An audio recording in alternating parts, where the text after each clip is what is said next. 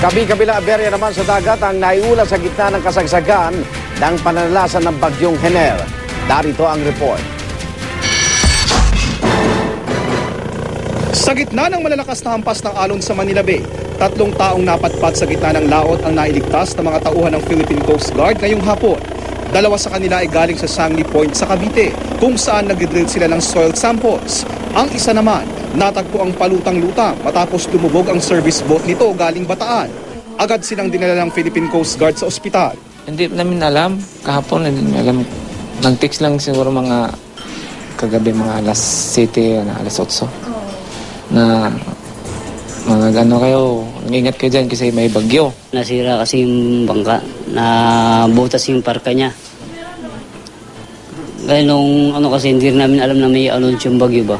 Hindi ko rin alam. Andun na kami sa birds. Bukod sa kanila, may 3 ring mangingisda mula Rosario, Cavite ang nailigtas matapos silang makitang palutang-lutang sa likod ng Manila Film Center. Lumubog ang kanilang bangka sa kasagsagan ng masungit na panahon. Malakas na hangin at hampas ng alon din ang nagdala sa barge na ito sa tabing dagat ng Baseco Compound sa Tondo, Maynila. Kanina paglabas ko bandang alas 3 na madaling araw, ito nandito na po sa tabi ito, nakasadsa na po. Yun lang po ang... Ano bang sabi nila? Tinatanong ko sila kung taga saan kayo. Ayaw nila akong sagutin. Wala namang bahay na nasira sa pagbangga ng barge na naialis din kalaunan. Pero ang roll-on roll-off Ororo vessel na ito galing sa Aklan, sumadsad ang makaabere sa makina habang naglalayag patungong Romblon. Nasunog din ito kaninang madaling araw. 1 pasahero ang nasawi habang nailigtas naman ang mahigit 50 iba pa.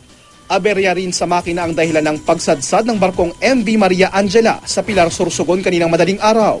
Ligtas naman ang mahigit 200 pasahero nito. Sa kabuuan, 10 maritime incidents ang naiulat ng Philippine Coast Guard simula pa kagabi dahil sa masamang panahong dala ng bagyong Henel. Para sa saksi, JP Soriano, nag-uulat.